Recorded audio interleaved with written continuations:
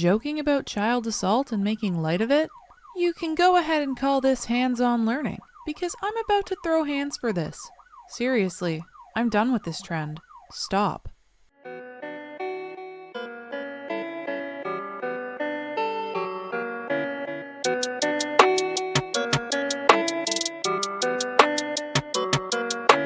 Hey Girl Scout, what's shakin'? How have you been? I've personally been gearing up for the big 100K, and I think this is the last video before I'm part of the play button peeps of YouTube, the verified checkmark menagerie, and the how the hell did I manage to make this a full-time career crew? Yes, it is happening, and I'm so excited. Let me know your ideas for a 100K special in the comments below. Today, I am making a passionate video regarding glamorizing mental disorders. I know, shocker. But when you see the video at the end, I think you'll audibly gasp like I did and wonder how the hell we've reached this point. If that first one didn't already do that for you, that is. I've picked out ones that I think are the worst of the glamorizing TikToks today. So prepare yourself to feel angry, upset, and honestly just appalled. I don't normally say this in my videos, but today I'd really like to add a trigger warning, because these people are joking about awful things and making light of things that are traumatic and scarring. So please don't watch if you think you'll be affected. I'm sorry this video took so long to make. I can only go on this side of TikTok for small periods of time before needing to get away from the awful mentality of it all. But it's all here for you now. So let's waste no more time, except maybe to hit that like button. But after that, nothing more. Let's just jump right into things.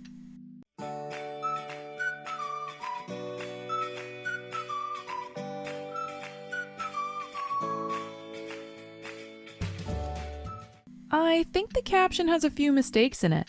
Silly autocorrect. What it should say is, when I'm lucky enough to have access to medical care to recover from my mental illness, but I love making TikToks about being mentally ill for attention, so I completely disregard the help instead. There we go, that's the one. While you joke about not eating and making it seem lighthearted to have anorexia, the thing that I'm seeing the most is how attention-starved you are. If you don't want help, don't get help. Don't take resources from people who want to be better.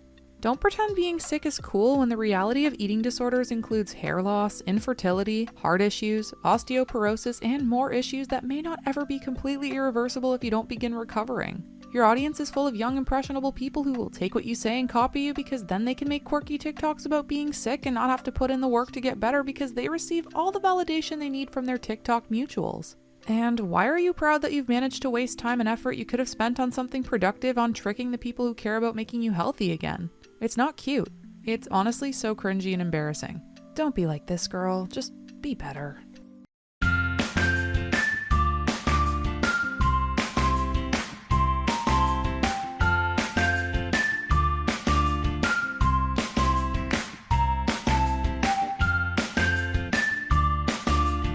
Oh my god, how lucky are the people on your private stories who get to watch you harm yourself and have no intentions of healing? Lucky them to carry the burden of knowing you're suffering and now feel obligated to try and help you despite you refusing to help yourself. That's not at all a precarious situation that treads the line between being a friend to someone who needs someone to help them and not taking on someone's issues when they refuse to better themselves. Seriously, it's not fair to place your mental illness on someone else if you're not willing to try and do your best to take care of yourself.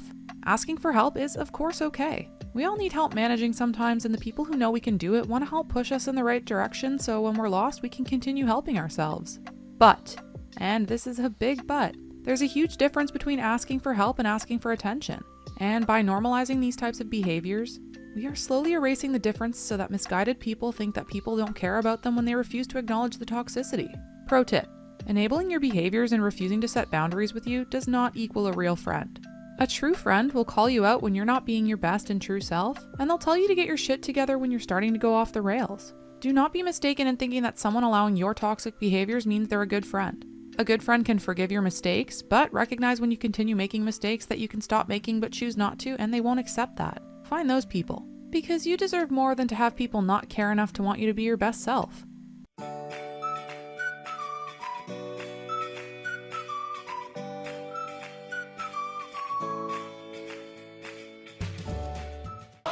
My best friend!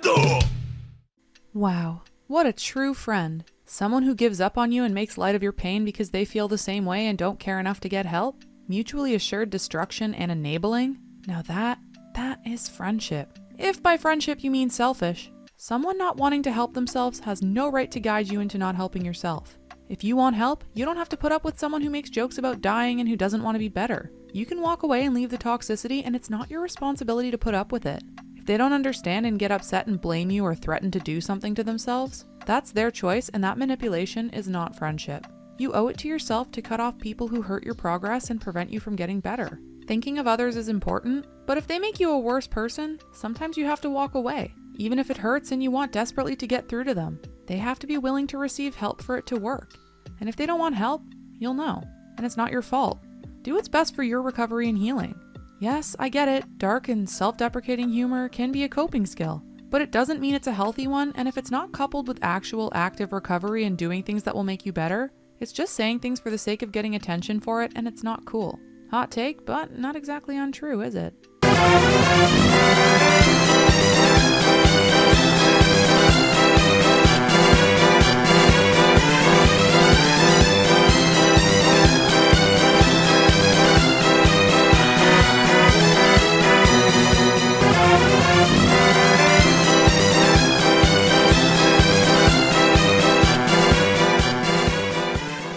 Imagine if emergency room victims did this. Hey guys, just got back from my car accident hospital stay, ooh woo. Let's go over the awesome swag I received during my stay here. I got this awesome leg cast from where the impact caused my femur to get damaged and my knee dislocated. Oh, I also got this adorable plastic bag full of my bloody shredded jeans that got completely destroyed in the crash. Here's an empty apple juice box from when they wired my jaw shut. Juice 7 out of 10, but trust, it was so not pog to not be able to talk and vlog that experience. And oh my god, let's not forget this cute AF band-aid where I accidentally got a paper cut filling out the insurance forms. Let me know what kind of awesome goodies you guys got when you suffered from devastating accidents. Aesthetically pleasing only, because it's not fun when you point out the seriousness of it all. Lucky for you guys, I don't care about what's fun and I'm here to say what's right. This is one of the most infuriating videos I've ever received. Not only because it minimizes how traumatic and serious going to one of these institutions is, but it also shows me that these people fail to take these opportunities of being admitted to these places to genuinely receive help and instead use it as a way to gain more attention and sympathy. Can you say, I don't know, privileged? Bordering on ableist by taking away resources from someone who might be in dire need and dire want of help and using it as a way to garner other privileged loser fans on TikTok who think being mentally ill and attention seeking is a personality trait and not completely degenerate? I don't know. Look, a mental institution is a crisis place meant to help those who cannot be left alone or in the care of loved ones anymore because their risk of harm is too high. These are people actively harming themselves or people who are often untreated and are in the streets. This is a place meant to save lives and help regain a little bit of stability or the beginnings of help before facing the reality of day-to-day living and incorporating coping strategies in to be able to function in society again. Trust when I say that the people going there are at their worst and often are so unwell that their family members delegate the responsibility of their care upon them because they mentally can't cope with the situation either. No one wants to be there and no one wants to put someone there. The people there just want help, or in the case of a lot of attention seekers or people unwilling to try and help themselves, someone else who cares wants them to get help and puts them there. I have been to one of these places as a visitor, and I was genuinely upset looking around. There are people so mentally unwell that they cannot function or are unsafe to be released, and they're there without being allowed to leave. They scream, they beg to be let out, they cry, and they don't want to be alive. There are way too many messes involving bodily fluids that need constant cleaning, attacks on healthcare workers and fellow patients, and heavy restrictions on activities, food, and personal care items because of the high risk these patients pose. Oftentimes, while they can help diffuse a high crisis episode, people there realize how much they miss other coping skills that they aren't allowed to use while there. It is a dire, dire place, but it is necessary to save lives and facilitate healing sometimes. The feelings surrounding these places are often negative. Oftentimes people are ashamed, feel guilty, embarrassed, and other feelings for ending up needing this level of care. I personally don't think it's fair on oneself to lack self-compassion, and I think if it means bettering yourself, it's okay to ask for help. It's not embarrassing. To jokingly and proudly brush off the experience and completely fail to address why they ended up there and disregard the opportunity to get help, that is embarrassing. To focus on the surface of things like socks and to caption your video that you're mentally ill with a smiley face beside it while playing cutesy music is absolutely disgusting. Don't be proud of your mental illness. A lack of shame doesn't equal pride, and it shouldn't. A mental illness is something you have or you don't. It isn't something in your control, and since you don't choose to have it or not, I don't see a reason to feel pride or shame towards it. I wish these kids wouldn't feed each other's attention-seeking, personality-lacking TikToks by watching this and telling them that they're so awesome for posting their haul, or being jealous because they didn't get to pick the color of their hospital gown when their parents sent them away for help. It won't encourage them to heal if they get satisfaction and attention for being ill. I wish they would big up one another for their skills, their accomplishments, and for things that you do have control over. And it can even be mental illness related. Maybe you've done something to get better and want to share. Maybe you've made a new habit or a new streak of doing or not doing something. By all means, share that. But this is nowhere near the same, and these kids get it so twisted that if you call them out for it, you're minimizing mental illness or silencing them or invalidating them, even when it's really just not being proud of them for existing and doing nothing else to better themselves. Because of this indulging in labels as a personality trait, every kid is so hyper-focused on labels and identities that they forget to explore hobbies and how they'd like to impact the world. Congrats that you're able to not be ashamed of something you were born with. You deserve not to feel ashamed. Now, put your focus onto things you're proud of, and make it unique. Make it something you can work at. Make it something where you can reach your goals from. Don't make it about your mental illnesses, your sexuality, your gender identity. Pick things you have control over so that when you get to where you want to be, you can say you did it all on your own.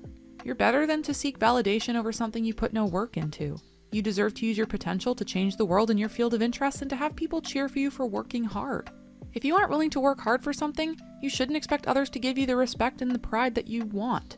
And deep down, you won't feel genuinely proud of yourself if you know you could be doing better.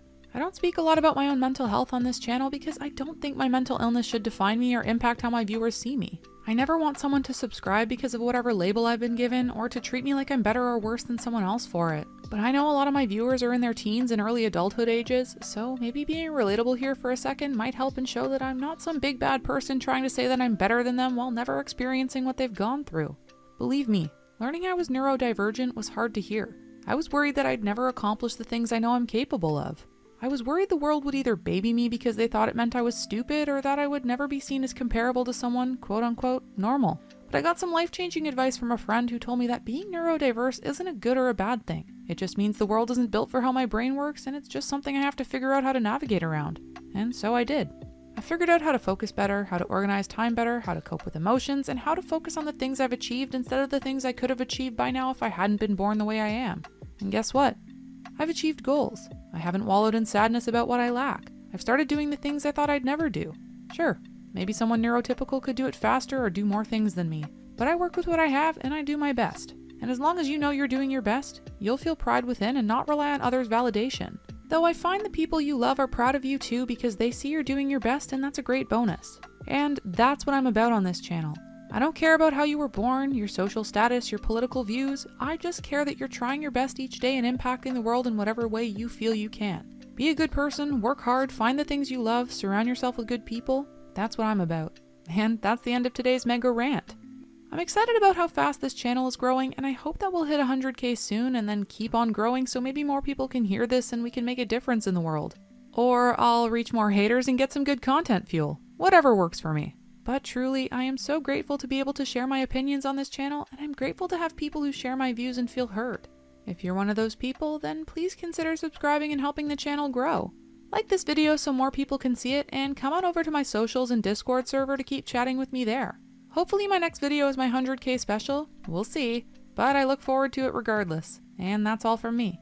Hope you all have an amazing day, and I shall see you all in the next video. Peace out, Girl Scouts. Thanks for watching.